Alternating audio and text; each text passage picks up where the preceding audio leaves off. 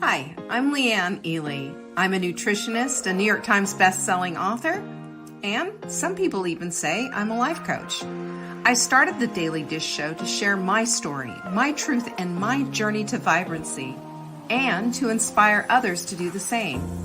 Because it's all about grit, perseverance, and finding a way despite the odds. It's about embracing the whole woman, not just the parts that are easy to love, and feeding her heart, mind, body, and soul. But I found that this isn't just my story, it's your story too. It's go time. This is the Daily Dish. It is the time. It's Tuesday and it's the Daily Dish, and I'm excited to be here. Are you here? I don't see anybody yet out in the comments, but I know someone's here. There she is. There's our Jocelyn. Hello, Jocelyn. So good to have you here. You know, I can always count on her. Always here. Look how I'm blending. Like, you can see full bloom right there, and my little pillow over here. It's hiding the cord, by the way. That's why I have it there. And I've got my pink hoodie on. I'm matching already. Today's show is something that it's personal for me. It's probably going to be personal for you too. And that's exactly what this topic is all about. Rebecca, hello. I'm so glad you're here too. And that's exactly how it needs to be, because when we can take a topic, something, and make it personal, then we found our groove. We're in the zone. We're in the place of picking up what it is that we need to pick up so that we can continue to grow, so that we continue to become, and we can continue on this path to vibrancy, right? It's really important. And this is something that I've grappled with myself and still do. And this is something that I really want to share badly with you. So I hope that you're ready for the show, folks, because here it comes.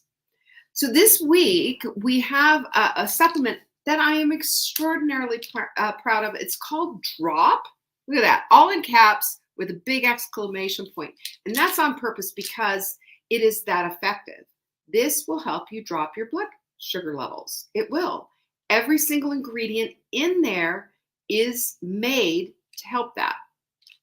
One of the things that we know is that having elevated blood sugar levels is going to have a high impact on your health.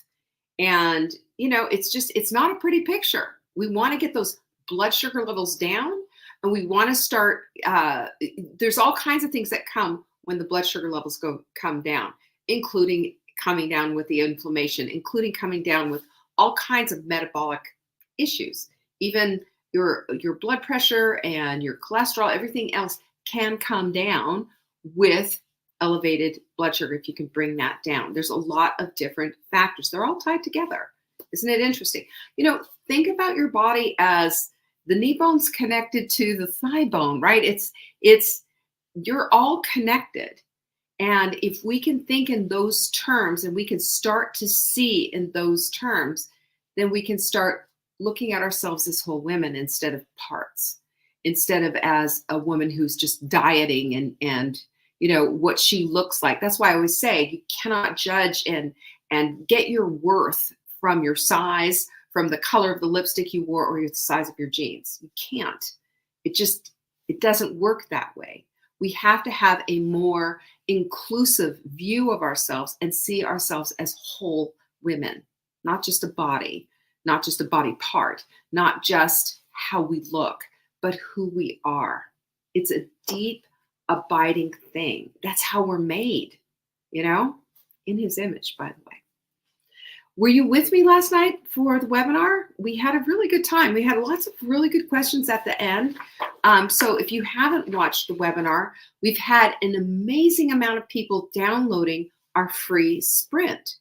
So if you haven't downloaded the free Hot Melt Sprint, we are starting this Monday coming up.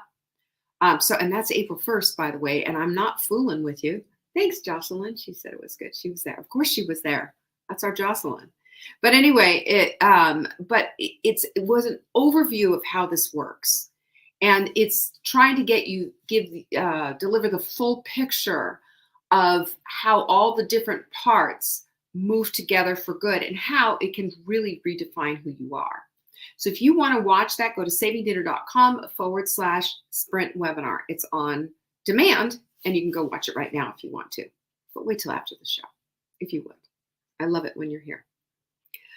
So we have drop. I told you about that. Buy one, get one.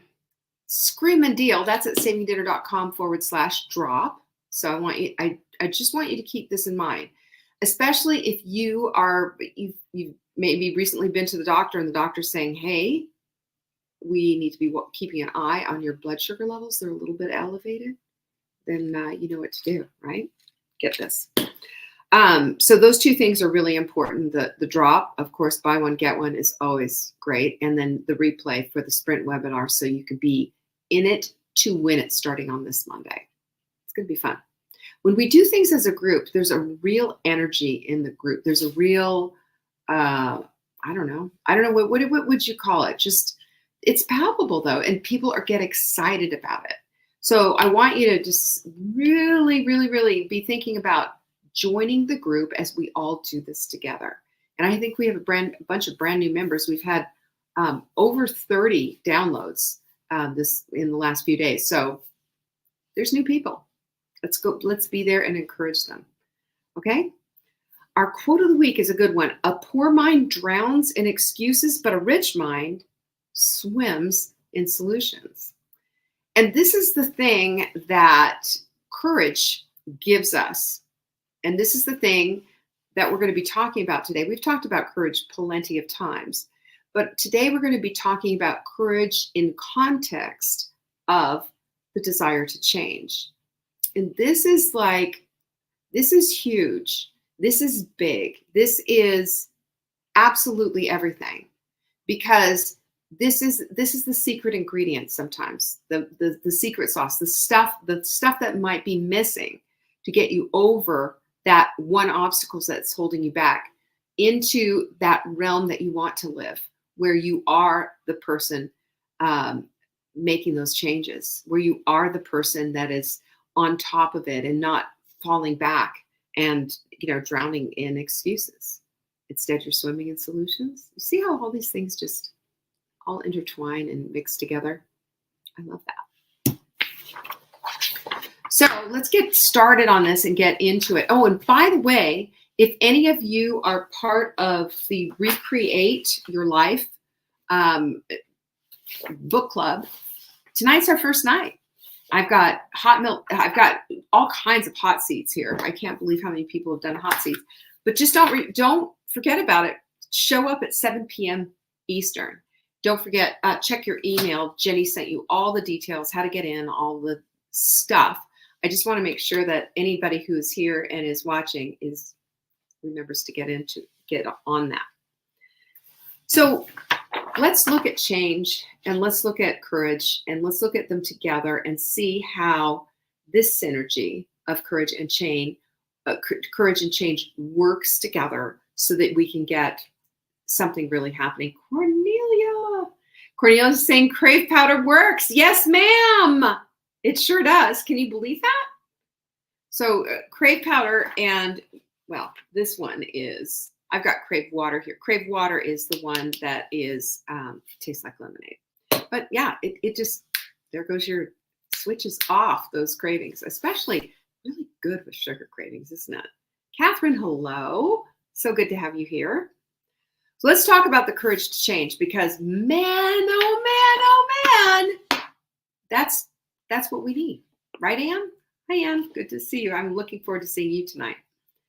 So we need to know that change is both a constant and a challenge, because it is. Nothing stays the same. Nothing does. Nothing does.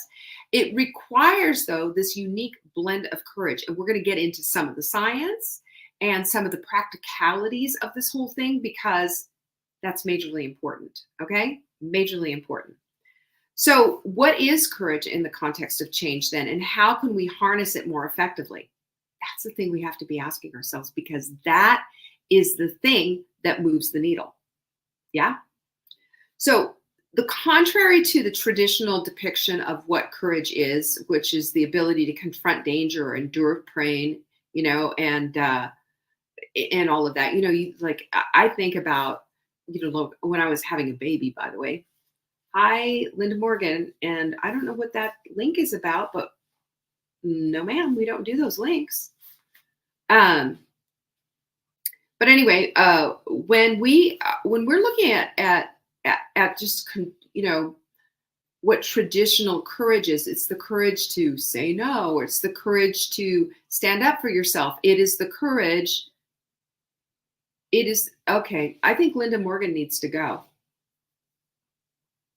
Yeah, she does. She needs to go. Bye, Linda. See ya. I think courage, then, when we look at it, you know how it is. You know exactly what I'm talking about, right? We see when you have a baby, that's courage, right? Having a baby takes courage. I mean, you have to gather up your strength and everything. There's a bunch of unknowns there, and there you are having to do the thing, and you're confronted with it. And yes, that birth is an act of courage on that woman's part, even though she really has no choice, right? But that is the thing of, that's what we're talking about, looking and grabbing into that courage. That's our traditional sense and understanding of courage. However, when what we're looking at here is the courage, for this kind of courage, is the mental and emotional resolve to navigate the unknown, to let go of the familiar, and to embrace transformative power of uncertainty. And I'm going to say it again, because this is so huge. Courage is the mental and emotional resolve to navigate the unknown, to let go of the familiar, and to embrace the transformative power of uncertainty. We have to be able to do this. This is the part we don't like. Nobody likes the uncertainty. Everybody likes the familiar. It's comfortable. This is our comfort zone. This is the couch. This is the things that we know. This is the familiarity of our same old routine. And this is how we do things. And on Tuesdays, we get together and we have this meeting of the minds. Yeah. This is the things that we do. We don't like things shaken up and made different because it's uncomfortable. It makes us feel a little bit out of sorts. It makes us wonder, well, what's next if I don't know what this whole thing is? But it's the inner strength to question and adapt and evolve when the path is not clear. That's what courage is.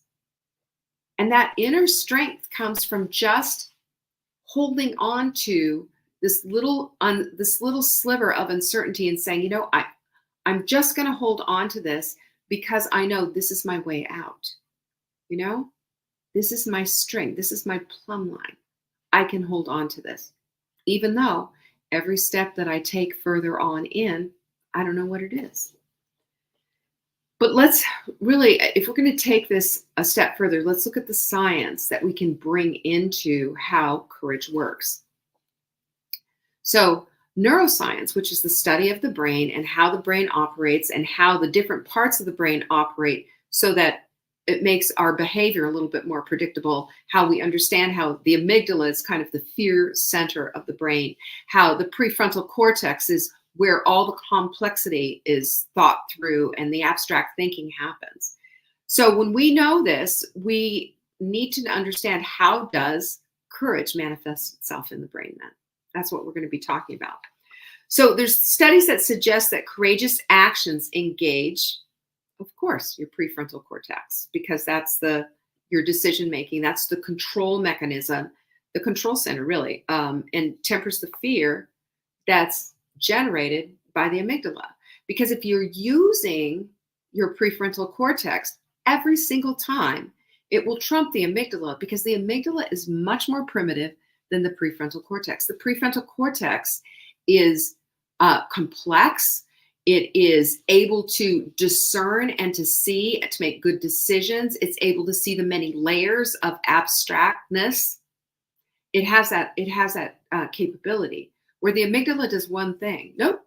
Risk aversion, risk aversion, risk aversion, danger, danger, danger, that whole thing. So we need to be able to look at this and understand that if our prefrontal prefrontal cortex is in charge, and we consciously say, no, no, no, prefrontal cortex, you're in charge. Your amygdala, take a seat. Your amygdala, take a seat. Because a lot of people, and I dare even say most people, run on the steam and the power of fear generated from their amygdalas, because that's all the amygdala does. And you want to hear something even crazier? And this is the truth. It's also the familiar that the amygdala wants to hold on to. So if your familiar is something that's just awful, like continuous abuse or living with somebody who is a nightmare, your amygdala doesn't even want to let go of that. That's how bad it is, because your amygdala does not have the ability, like the prefrontal cortex, to look at the full picture and to assess and to say, this is good, this is bad. I don't like this, I don't like that. This needs to change, this is okay, this can stay the same, this blah, blah, blah, blah, blah.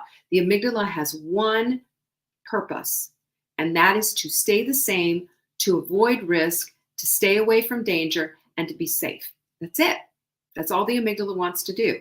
And it's not to your benefit every time, obviously, if things are going pretty wackadoodle at your house and you're in a bad situation. This is why so many women stay, because their amygdalas are running the show when they're in an abusive situation. But this is the thing that I want you to see, because if we understand that we can temper that fear response of the amygdala, then this is the part that is going to blow you away. You ready? This hints that courage is a skill. Courage is a skill that is built, and that isn't just something that we muster from within, but it is an actual skill. It is an actual decision.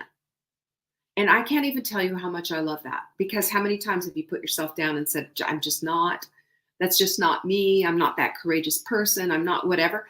It's a decision that you're going to have an act of courage here, and that you're going to have behavior that reflects courage. And as you do that, you're building your skill set for courage. I'm sorry, but that just floored me when I read all of that. This is science. This is what the science is telling us. So we can actually develop this mind over matter type of a courageous skill and start changing our minds and start changing our lives, just because we know that it's based on one decision at a time. Is that not wild? I think it's pretty wild. So here's I'm going to give you some unusual ideas. I mean, the normal thing that we're going to say, oh, just make a list, write in your journal, meditate on courage and all of this. And all of those things are helpful. And I will say all of those things. I just did. But I want to give you some other things that are based on science and that are really good for cultivating courage. And the first one is to develop a post-mortem strategy, a pre-mortem strategy. So a pre-mortem is a strategy used to anticipate and mitigate problems before they occur. So for example, one of the things that I've noticed with several of coaching my clients and other people who have asked this question is, they're just perplexed and flummoxed over this idea of putting more protein into their diet. How do I do this? What is that going to do? So what you would do with this whole idea of putting more protein into your diet is you start writing these things out. What would this look like? That's your pre-mortem. What would this look like? And you start looking at what the fear of it is, like, oh, I'm just going to be too full. It's going to be too hard. I can't eat all of that, blah, blah, blah. And you start what's the word I would say? Like taking it down a notch, taking each step and saying, okay, so let's see, what if I added, another egg to my scrambled eggs? How would that do? How's that going to work for me? Or like what I do with my smoothie is I add a scoop of the chocolate. Deconstructing is the word. Thank you. Thank you, Jenny. I couldn't think of the word. But when you're looking at this, you can always do something a little bit different. You can always do something. So you start asking yourself, what could I do? Not what can't I do? What can I do? What would make sense? So for me, I'm looking at it like, how can I get more protein into my breakfast? Well, I add another scoop. It's easy. But 2 scoops, I found 2 scoops of our perfect paleo chocolate, as delicious as it is, was just too much. So it's 1 scoop perfect paleo protein in chocolate and another in unflavored. And I don't even know that it's there, but there's the protein and it shows up and it does that. Or add another egg, add 3 more ounces of steak or fish or chicken or whatever. And all of a sudden, this is not so overwhelming and so difficult. And that's your pre-mortem strategy. It makes us proactive instead of reactive. It makes us look at things from the perspective of, this can be worked out. This is not this is not an overwhelming situation. And what can I do instead? Where is it? And what was our, I don't even know what I did with it, but our quote of the week. Our quote of the week was all about that you could be drowning in excuses, or you can be swimming in solutions, right? Swimming in solutions. Linda and Lynn, good to have you here. This is huge because swimming in solutions is the engagement of the prefrontal cortex, and drowning in excuses is the engagement of your amygdala. Do you see the difference? Your amygdala is tiny. Your prefrontal cortex is large, but we give more attention to that amygdala than we do our prefrontal cortex. The prefrontal cortex is going to work it out. And I promise you that as you start to power up your prefrontal cortex and stop listening to your amygdala, it's a pretty simple solution there. You start to do that, you're going to notice a shift in the power. You own your power instead of giving it away to your amygdala. This is a big deal.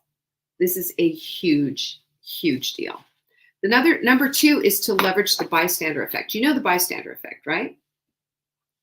Bystander effect is interesting, and this is the idea that people are less likely to offer help in the presence of others. So we see that, and I've been in a situation, and you can see, I've seen, I don't know, I think it was on 60 Minutes or something, where they showed how people will, the bystanders will just not offer help to somebody who maybe fell down, and if everybody's standing around, they all stand around and kind of looking at each other on what to do because they don't want to get sued or whatever it is. Well, the bystander effect, by changing that out and seeing yourself as the sole agent of change, is the person who's going to speak up, is the person that's going to call 911, is the person that's going to do something about it. And guess what that is? When you are empowering yourself to act decisively like that, you are training up that skill of courage again, training up the skill of courage. I love this idea that courage is a skill, because that tells me that it's a skill that can be developed by every single person on this planet. Every single person on this planet.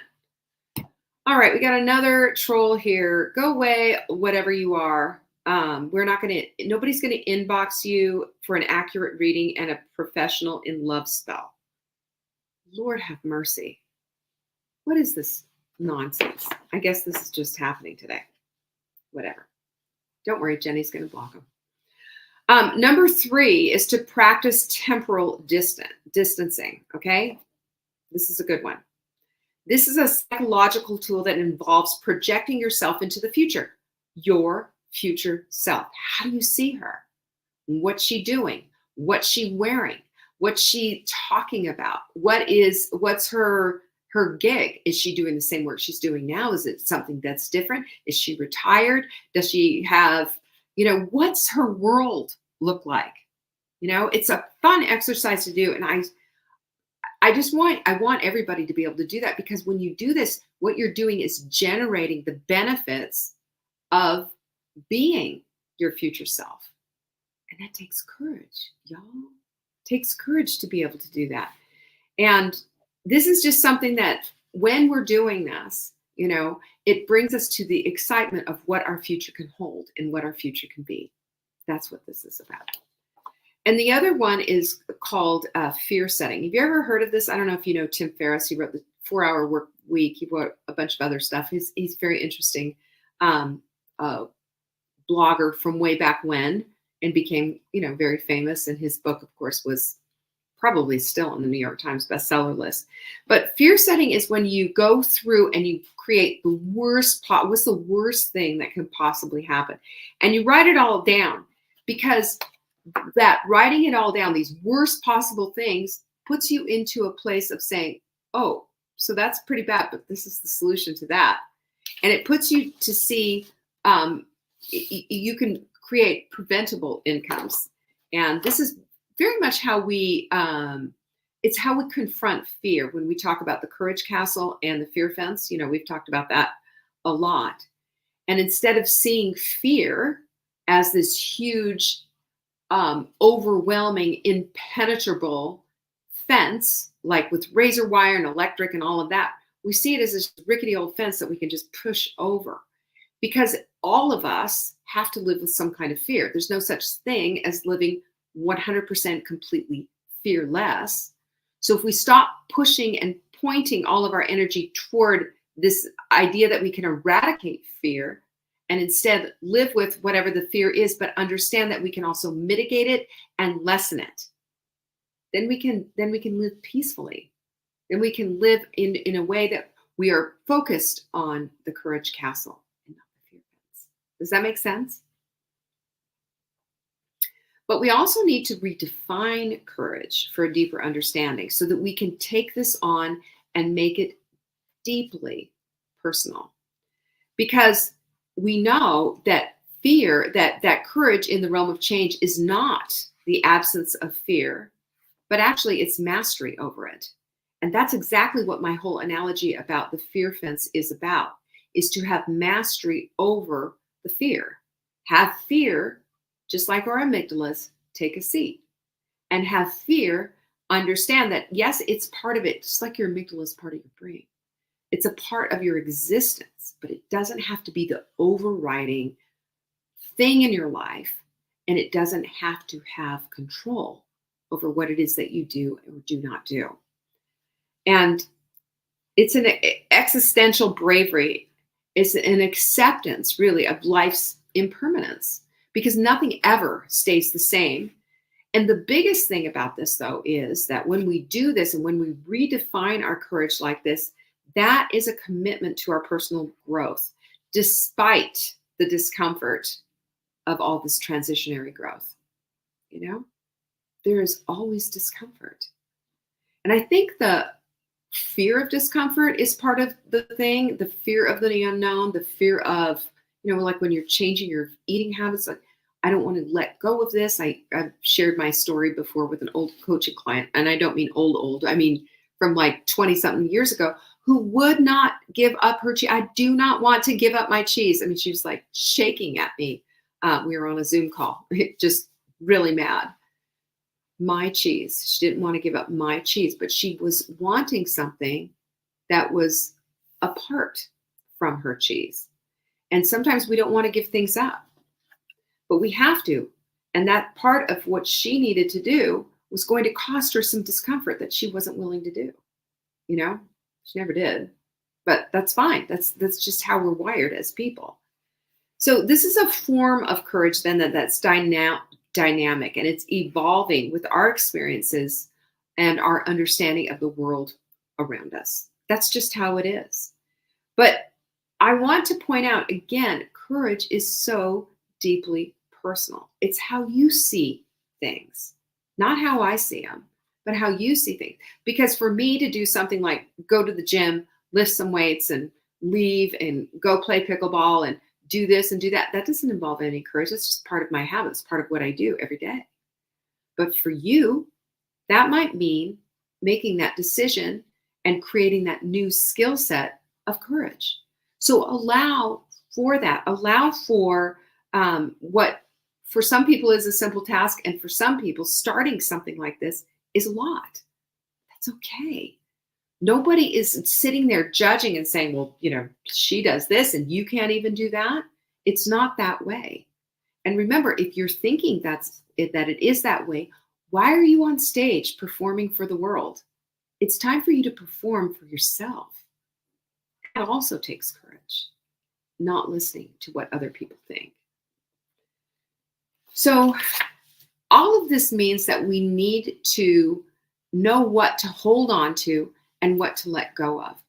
Understanding then the complexity of our brains and the understanding that our prefrontal cortex can help us build the skill set of courage, which is required for any kind of change if we're to get through it and not just give up because of the unknown scary. It's risky. It's uncomfortable. And it requires something of you that you may have yet to ever tap. But that's okay, because in that moment when you make that decision, you are creating, encouraging, nurturing, and growing a new skill set. And it's courage. And I applaud you. And that's all I have for you today. I hope that was helpful. Don't forget, those of you who are a part of our book club, tonight's the night. We're meeting for the first time at 7 p.m. Eastern. Prepare for a good 2 hours. Okay, it's going to be as long as it needs to be, but at least 2 hours. I'm excited to see each and every one of you. Please be on time. And until then, peace be with you. Bye-bye. Thank you for joining me today. You can find me on TikTok for daily tips to help support your most vibrant life. And remember, you are the author of your own story. Until next time.